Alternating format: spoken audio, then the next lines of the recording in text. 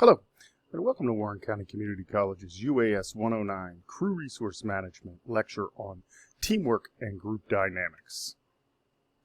So let's go back and reintroduce the concept of crew resource management, but also how does teamwork and how does the functioning of a group affect your crew? So let's update the definition of CRM a little bit. And the FAA Administrator Donald Engen once said, "Pilots do not cause accidents, crews do." So in other words, it was a move from that concept of the solo pilot, the solo commander who has everything under control, the daring adventurer, over to this idea that we're really talking about group dynamics here in the functioning of high-level aviation incidents. So let's think about this a little bit more. This really moves aviation from the individual pilot to that of the team or the crew, as we would call them. And it centers on threats to safety and proper management of the crew effort. So everything, again, about crew resource management is going to go back to how do we create safer skies? How do we mitigate or reduce risks? And that's kind of the update. Move away from the pilot doing this independently to the idea that the team or the crew does it. So we come to the concept then of teamwork. How do we instill teamwork in our crew? So here are the traits of a good aviation team or a good crew in an aviation. So proficiency. So are they aware of the standard operating procedures? Are they aware of their checklists? Are they well trained? Are they competent? Are they there in that regard? So that's a step one. Are the people on the team capable of their jobs and doing them effectively? Have they been properly trained, and do they know the standard operating procedures? Then, are those members of the team effective in communication? Can they verbalize issues? Can they speak what's going on? Can they communicate through speaking on the radio and using the aviation terminology as well as their own words?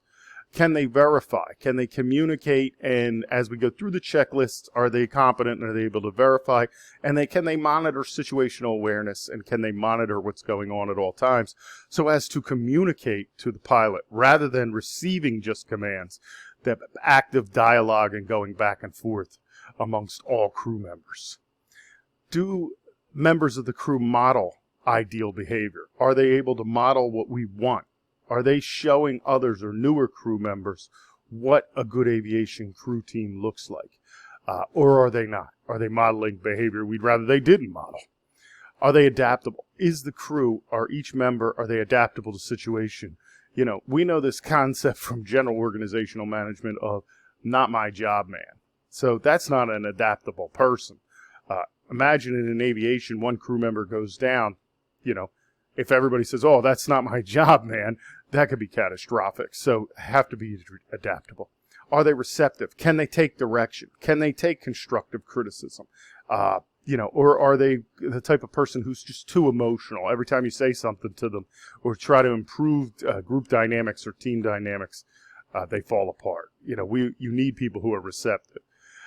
Does everybody practice leadership? Now, there can only ever be one leader at a given moment, but if we think of that example of birds flying or geese flying in formation, there isn't one goose who is in the leadership role the entire flight of the geese, but rather they switch that role. So sometimes leadership has to be repositioned based on the situation that's going on.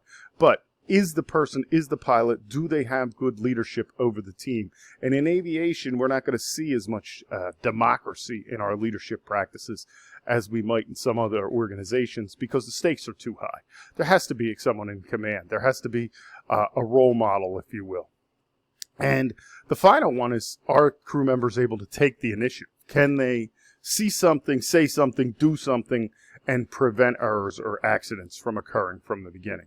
And if you can get all of these lined up, you have the basis for a great aviation team. But it's up to you as the remote pilot in command to redirect these. So a lot of times what we'll talk about, because the research has been done on manned aviation, but we're trying to then reapply the conceptualizations or our understandings of what we've learned from manned aviation to unmanned aviation as well. So here's the issue. Even if you have all those things, we have to talk about errors and the teamwork that it takes to resolve an error. So let's start with the basic fact. We live in a society that values blame above all else right now, okay? Right now, it's been reconceptualized as this idea of cancel culture to some degree. If someone's done something wrong, let's find the evil person, let's punish them. It has to be somebody's fault all the time. Well, the truth is that's really a rather limited worldview. In that, sometimes blame is group dynamics. Sometimes blame is just normative patterns. Sometimes blame is the culture of the organization. It's not always just the person. I mean, it's easy often to say, oh, it's the leader. The leader failed us here. But that's not always the place. But we know we live in a world where people look for the villain or the bad guy. It has to be somebody's fault. You know, we have to place blame. So that's not going to help teamwork, by the way. And it's not going to help create a highly effective team. So you kind of have to diminish that as the leader. We're trying to lift people up and praise for better performance rather than rip people down and perpetuate poor performance. So remember that training can provide solutions to a lot of these issues within reason. You can't always train away people's norms or their behaviors or their attitudes. You can try, you can set great examples, but it's often difficult to train against everything. So keep that in mind. But we're going to do it anyway because that's how we get to the highly effective teams that we can develop. You can't train against the possibility of an infinite number of errors. So keep that in mind too. When you're talking about, and we'll talk about UAS, you're talking about a often flying camera in most cases, although if you're working for the military, you may have different payloads, or law enforcement may have a different payload. But for the most part, you're talking about a flying camera. You're talking about a flying computer. You're talking about a flying aircraft that no one is in. You are on the ground, safe as can be, while the aircraft is in the sky. Think about the number of computer errors, pilot errors, crew errors, people errors on the ground. Other aviation, we've kind of talked about that in other videos that we've done for the college, and that when we fly, we see now these single-engine planes getting very curious about UAS and flying towards them. How do you prepare for that? That certainly is a new phenomena. Curiosity, I suppose, but so you can't train against every single possible error. What you can train for is patterns, and then you can train for people to be able to address errors so you can improve performance. So you can train to react to these errors so fast that essentially there isn't an error. So an error that is corrected immediately never perpetuates itself into an incident or an accident, and that's ultimately the goal. There are always going to be errors. How do we deal with them as they arise? So one of the best ways is to kind of, as you bring people together, you bring them together around a common culture, a common value system, and we might call these in aviation standard operating procedures, organizational operational manuals, safety management systems. So you can create this and then train towards it so that everybody has a common language and a common understanding. So it is the well thought out standard operating procedure, or SOP, followed loyally by the team that can reduce errors and improve their performance. So they have to believe in it. That's part of the training as well. If they don't believe in the SOPs, then how will they enact them? Beware of deviations from the standard operating procedure. So one of the normative patterns of a great effective team should be kind of a peer pressure towards the standard operating procedures and diminishment of any kind of deviant behavior from those procedures. So as a remote pilot in command, you should remember that a behavior uncorrected is a behavior you just condoned. So if you do have a crew and someone is acting out in some way or not disregarding your instructions, you've just told every other member that that's perfectly fine if you don't correct it. So you do want to correct those immediately. So you set a standard, you set an expectation level, and you want to set those high. Set those standards as high as you possibly can. You want to discipline deviation from standard operating procedures. If there's somebody who just won't follow them, you don't want them on your crew. You don't want them to be part of your team because they're a disruptive element. And sometimes you have to get rid of the disruptive elements. And sometimes, especially in small businesses and things like UAS, small unmanned aircraft systems, they may very well be your friend. You don't have a friend. You have a crew member, and they have to behave in accordance with that. And when they don't, what you have is a problem. Okay. One of the great examples is the miracle in Hudson, and we'll talk about this in this section of the course quite a few times. And this is the idea that here is a well-trained crew with a great captain who is able to enact the FAA's what's known as emergency powers of the captain. He makes the decisions at that time, but he can't do it alone. He can't do it without the crew members. He can't do it without his co-pilots and other members of his aviation crew. So we're going to talk about that. We're going to look at that and use that as an example of effective leadership, because certainly it is a great example of leadership. But in the world of UAS, world of Part 107, you can easily remember it this way. You don't have to have the emergency powers of the captain. Remember your exam. Who is responsible? If you had me teaching your class, how many times did I ask you that question? If you get a question on the Part 107 exam, who is responsible? It's always the remote pilot in command. So remember, not only do you get the emergency powers of the captain, you get all the authority and responsibility as the pilot in command of UAS. So let's talk a little bit about developing your standard operating procedures, if you will. First thing you want to do is you want to focus all your procedures around risk mitigation and safety. We've talked about this in so many different times, in so many different ways. So as a remote pilot in command who uses a crew, if you choose or elect to do so, you have the responsibility, we went over that a second ago, and your responsibility doesn't just mean that mission or that operation, but you are responsible for developing a crystal clear set of guidelines governing your flight operations. Now, as I've said many times, the ones we have at the college where we're dealing with students, numerous pilots, numerous instructors, that's going to be a rather complicated flight operations manual. If you're talking about a 3-person crew that's constantly together out in the field, yours might be, your standard operating procedures could be 5 pages long. Might not be 100 pages long, but they need to be consistent. They need to be understood. They need to be trained. They need to make sense, and they need to be focused around our risk mitigations and around safety. So that's ultimately, and this is my way of kind of introducing this to you, your final project. Your final project is not necessarily to create an operations manual, because we did that in the safety course. But what I want you to create this time is really a checklist for crew resource management. This is your training checklist. This is your checklist of operational procedures, basic operational procedures. What is it? Is everybody stationed in the right place? What are your SOPs? Everybody radio tuned into what? Are you going to use walkie-talkies? What is it you're going to define for the normative safety culture of your crew and how you're going to do risk mitigation? So this is all things you want to look at and talk about throughout the rest of the course with the instructors, but also start to think about what would I do? How would I manage my crew? Because that's it in crew resource management. It's management of the crew. So think about it in terms of what's known as the 4 Ps model.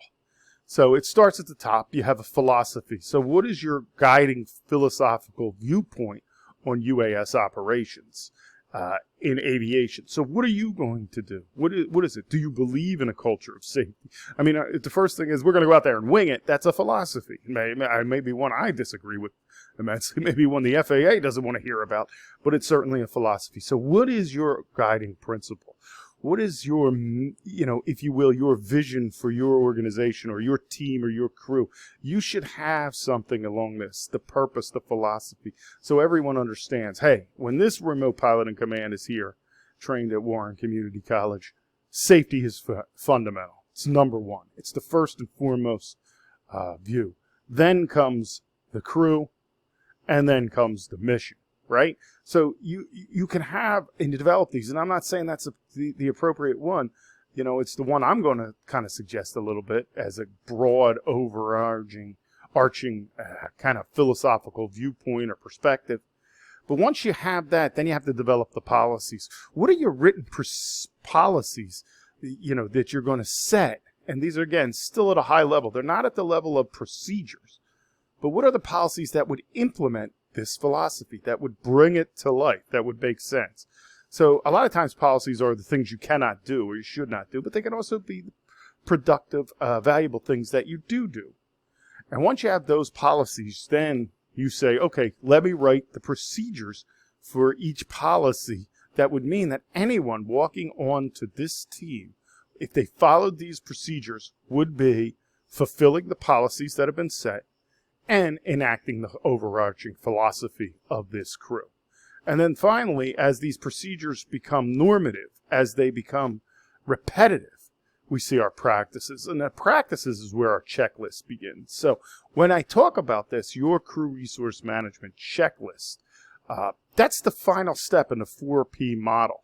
You need to start with, what is your philosophical viewpoint? What are your policies? What are your procedures to enact those policies? And then what is your checklist to make sure those procedures are getting implemented and being done? Which brings us to the problem of people again, which is probably the basic fundamental dynamic of this course. Your crew is only as good as the people that are on it. So in order to get your crew where you are and what you're thinking, at the heart of all of this is the concept of leadership. And we're going to go over this even in the next video some more, probably even the same concepts a little bit, because they're important. Because you are the remote pilot in command. We are training you to be the remote pilot in command. So in order to do that effectively, once you leave our training, you have to embody this. So, and embodying it as the RPIC, you have to embody leadership.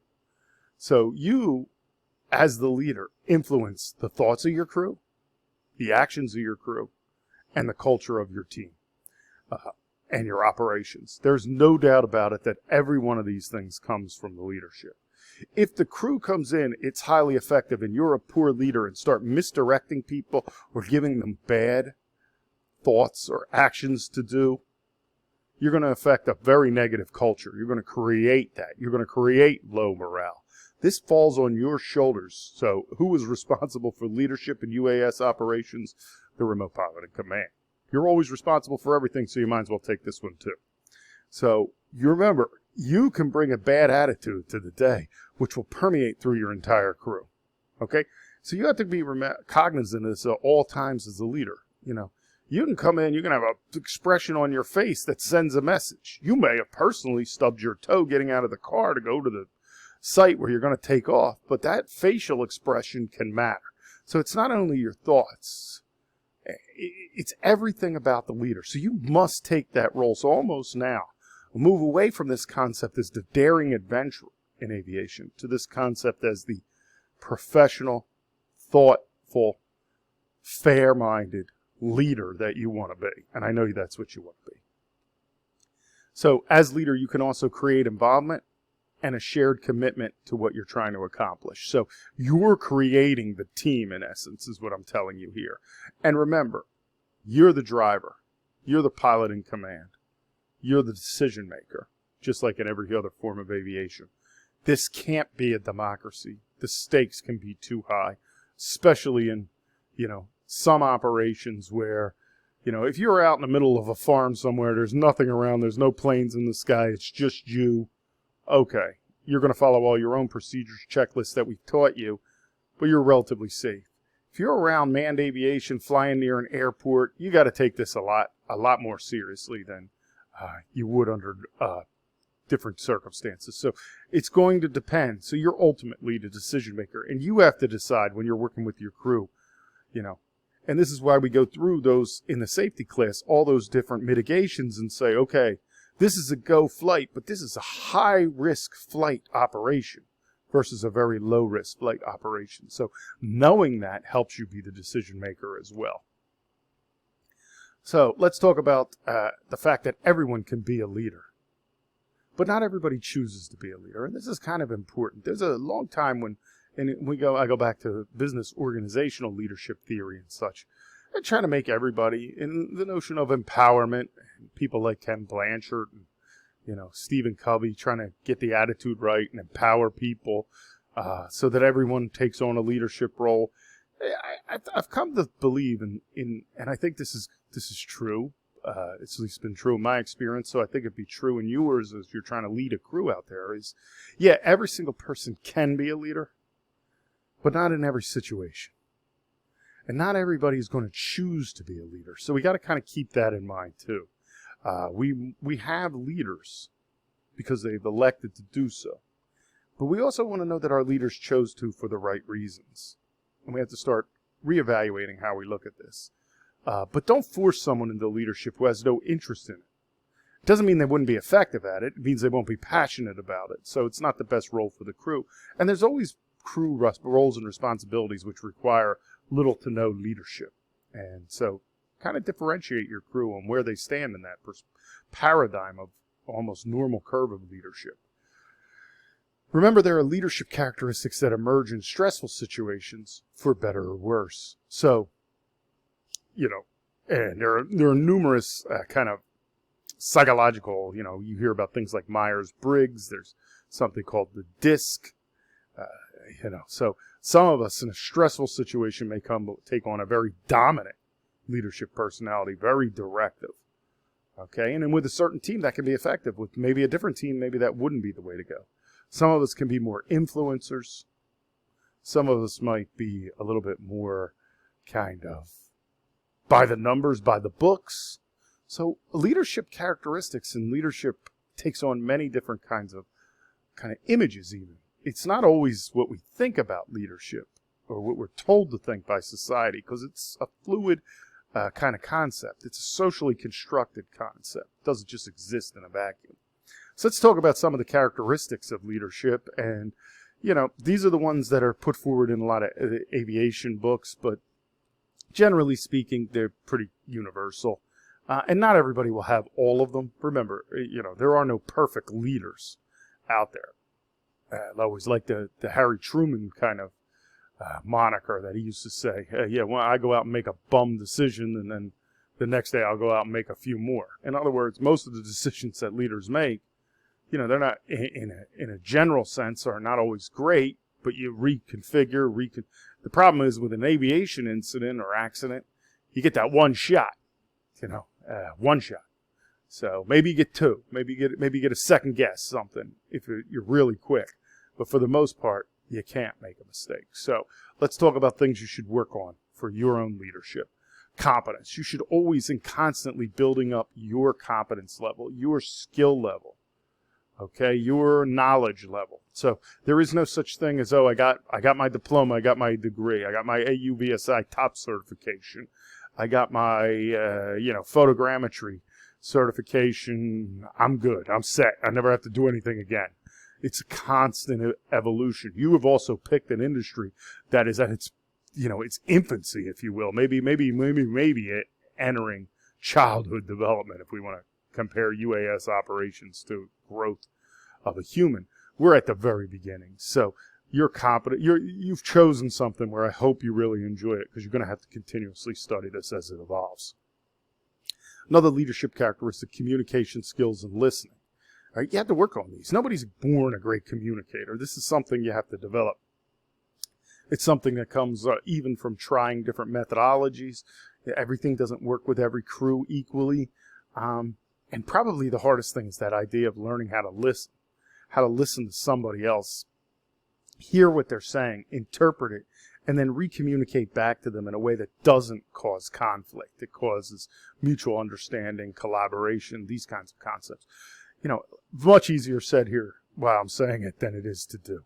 You are also the decision maker. So you have to learn how to make decisions. You have to learn how to think critically. You're going to have to learn how to be an effective decision maker, especially with limited information. So ideally in an aviation, you might have all the information, but we know that doesn't always happen. So you may be limited in the information that's provided to you, and that can really affect things that are going on. So you have to develop these decision-making skills.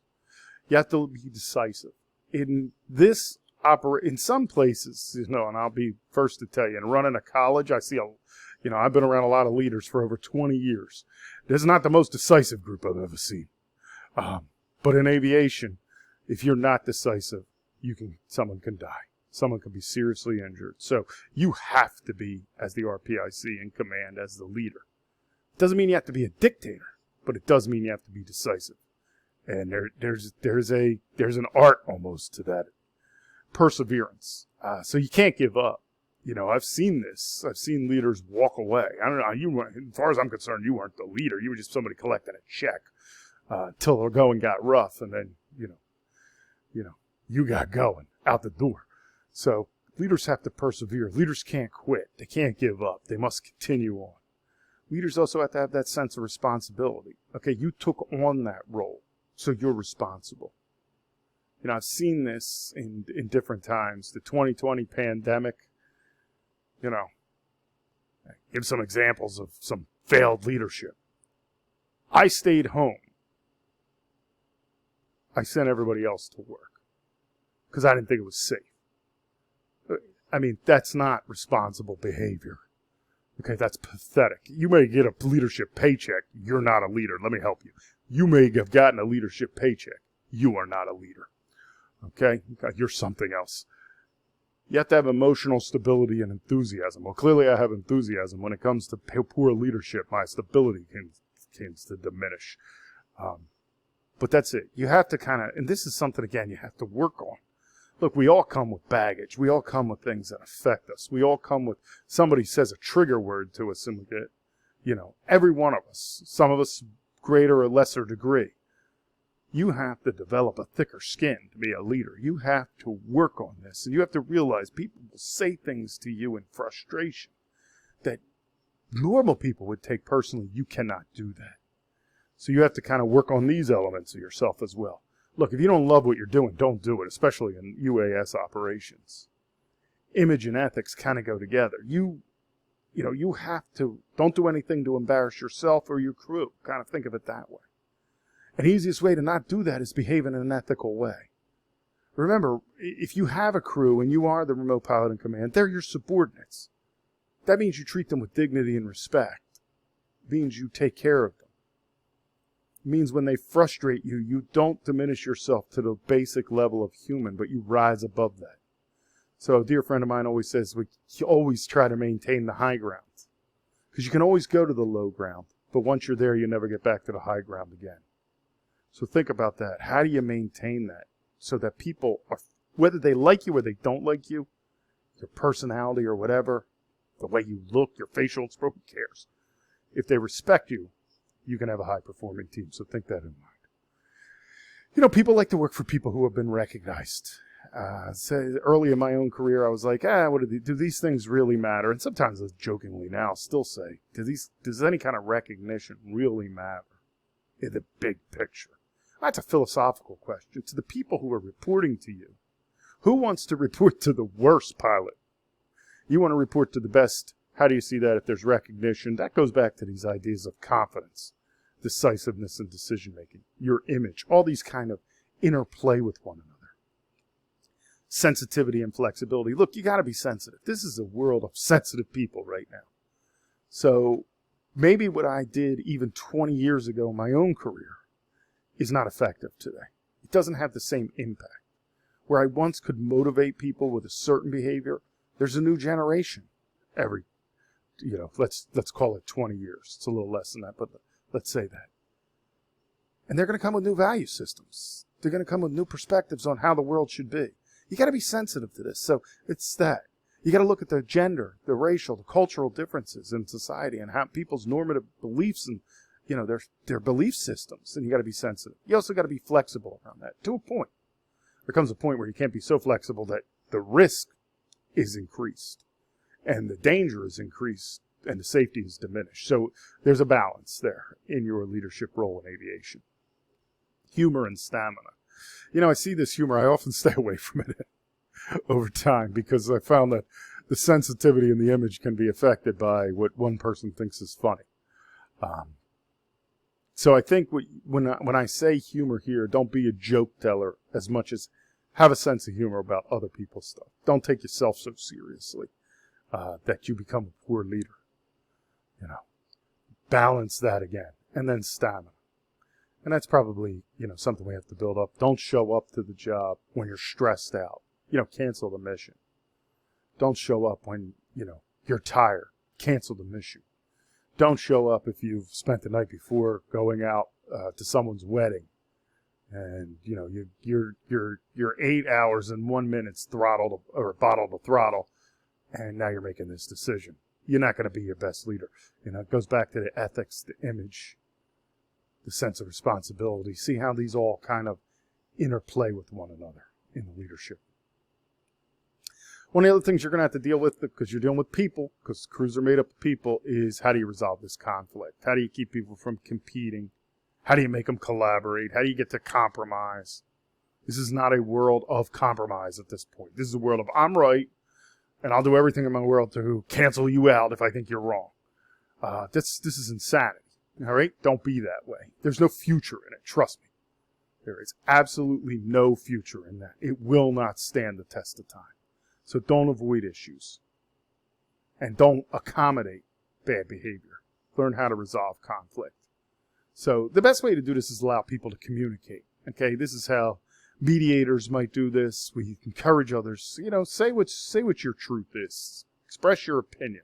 Now, in the context of a contingency situation or an emergency situation, this is probably not a practical application. But in terms of crew briefings and debriefings, let people say what they think. Don't be offended by it, even if you say, "Oh, that's an attack on my leadership." Good. Welcome them. Say it's a time for you afterwards to go back and reflect and say, "How do I become a better leader?" It's not a time to defend bad behavior. We see too much of this. Don't do it. Again, there's no future in it. Keep the discussions focused on the issues. There's always somebody in they like to go off on these tangents and then try to rip other people down. It makes them feel better about themselves somehow. So you, as the leader, have to keep everything kind of focused. Well, keep it on systems, structures, you know, standard operating procedures, operations manual, safety management system. You have the tools at your hands, or at least you've seen those tools look like in your own. We want you to develop those tools for your own operations, but you have them in hand. Use them to remain focused on the issue. Use your paperwork. Use your philosophy, policy, procedures to keep yourself focused on the issues. Always do formal debriefing after. What went wrong? What went right? Okay, you don't have to say what went wrong. People like to say this word delta in corporate America when I was coming up. You know, what are the deltas? What are the things we could have done better? Look at it as an effort at continuous improvement. So everybody there can, if there was a conflict, they can debrief it to be better, not to be right. Okay, forget right. Right is everybody survives. Okay, now you've accomplished right. Nothing went wrong. You've accomplished right. That doesn't mean there wasn't conflict in decision-making or action or empowerment. So think about that. What does that look like? Do not, if you know on your crew there's an area of disagreement, don't go, "Oh, I'm glad that didn't come up." Don't be apathetic. Don't ignore problems. Get to them right away. Bring them right out. Okay? Some people in my own career have said to me, "Oh, you thrive on conflict." No, I thrive on diminishing conflict by bringing it to the forefront. Okay, so develop a comfort level. And it is uncomfortable at first. But if you take these things on head on as leader, the first few times you probably screw it up. But eventually you will develop the skill set to resolve these things and bring the most heated things to a collaborative compromise. Acknowledge how emotions or feelings can cloud your thinking. All right? We all have it. I have it. I can get so mad sometimes that literally I make bad decisions. Personalities can impact them. All right? But that's not what this is about. This is about safety of the airspace and safety of your operations. Bring out those strong opinions. Acknowledge them. Say, "Hey, oh yes, you have very strong opinions, so much so that you have no conception of what compromise means." And then try to explain why you're going to do it. Tell someone with a strong opinion right to their face your reasoning, rationale, and your decision. And then end it. All right? Do not resolve these argumentative issues in high-pressure situations. Okay? In the middle of a contingency is not the time to debrief. Wait till everything's over. Wait till you've gotten things under control. You may need to change the context, too. You know, people, I've seen this in my career, and I'm sure it'll happen, even in aviation. People decide afterwards to, I've actually seen this happen in hotels when I've stayed, airline crews get in a fight at the bar. Never a good place to resolve a conflict, okay? I have found over life that alcohol probably doesn't bring us to better resolutions, but people, they speak when they feel comfortable, and sometimes the nectar of the gods, as they would say, make people a little too comfortable. So remember your context, remember your situation, wait to resolve conflict. Let's talk about some of these. This is sometimes called hazardous attitudes. I try to stay away from that one because it differs from the Part 107. Let's talk about some of the hazardous behaviors in crews that can occur, and even in leadership. Excessive professional deference. In other words, he's one of the best captains. You can't say anything to him. Look at his experience level. Look what he's accomplished, or shit. All right, that's problematic. Okay. I don't want to talk about him. He went to a better school than I went to. This notion of professional courtesy is important. I'm always a proponent of it, but not excessively deferent to someone that you put people at risk or you put your operation at risk. So you got to think about that. This notion of the halo effect, okay, or this idea that this person is all-knowing, or we think of them as like a superstar, so we wouldn't question what they're doing. Okay? You still need to question. It's good for that person hearing it. Number one, no one should ever get to that point where they've lack so much humility. They're going to make even more mistakes. So you're not helping a person doing that. Spectator syndrome. Well, there's 5 people on this crew. I'll watch, and I'll see what happens. No, you need to jump in there. Okay, if you're a member of the crew, and your leadership philosophy and your leadership teaching needs to give people action. Strength of an idea. Look, there have been some great ideas that have been, haven't worked. Okay? I'll use one outside of aviation. Okay? There was a time when they used to have this thing called the Pepsi Challenge. They would line up Pepsi and Coca-Cola. All right? People would always pick Pepsi, but they'd buy Coke. So Coke had this great idea. They'd have a new formula that tastes more like Pepsi. That way the people would buy it because it's Coke, but they'd love it because it's... Yeah, that was a complete failure. So, when you think about the idea, maybe on paper, this idea looked fantastic. It was a disaster, all right? This can happen in aviation, too, to a lesser extent. Probably could change a whole airline, but the strength of the idea, untested, unresearched. Maybe it sounds good, but it isn't good. So think about that. And don't give in. If it's okay to be that little kid who says the emperor has no clothes.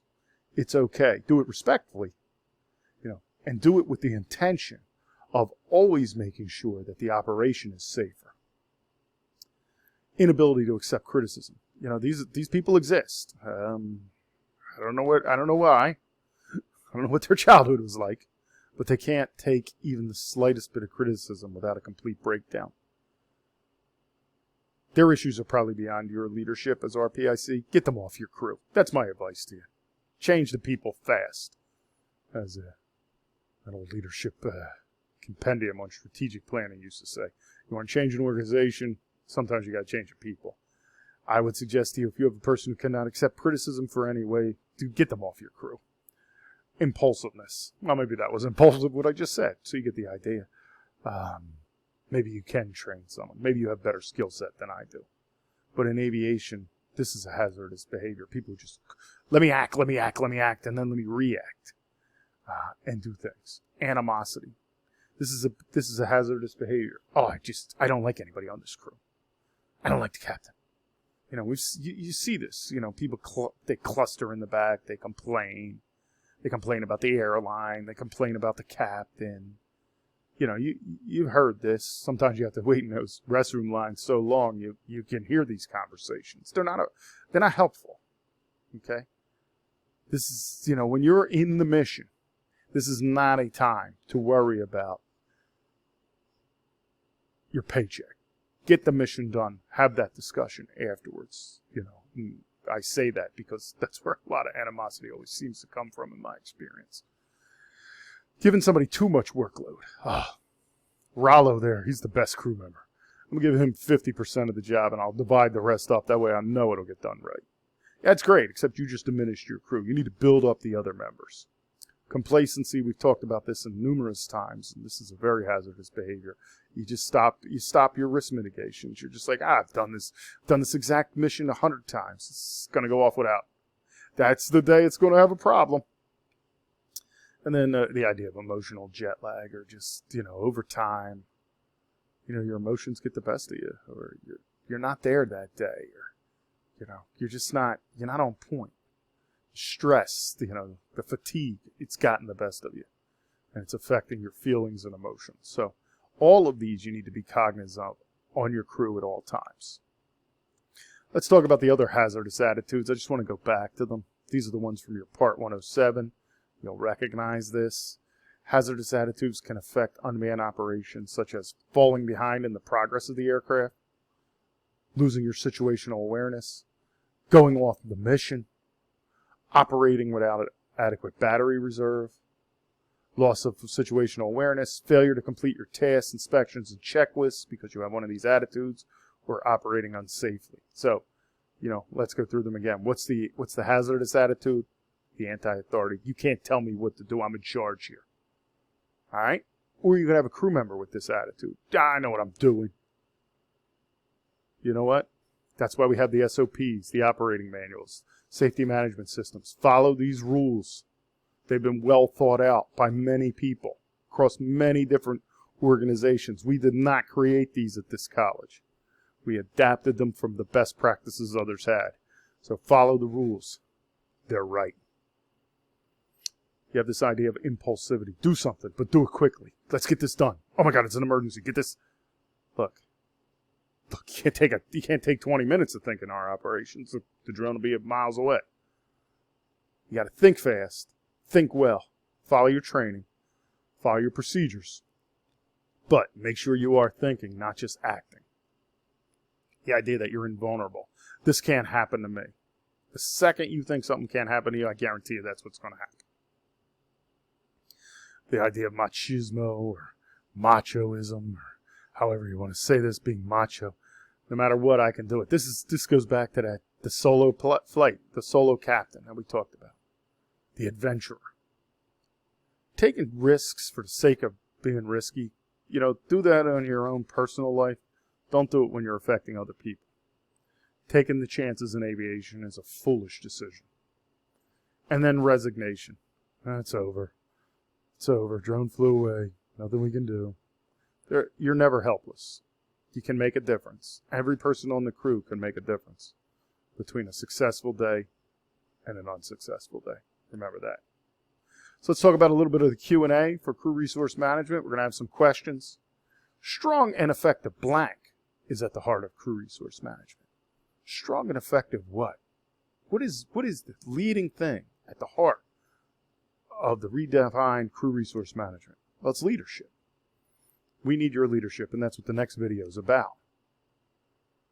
The leadership trait that displays a mastery of skills while inspiring confidence is, what is the trait that I went through that says you have a mastery of the skill set that will inspire confidence in others?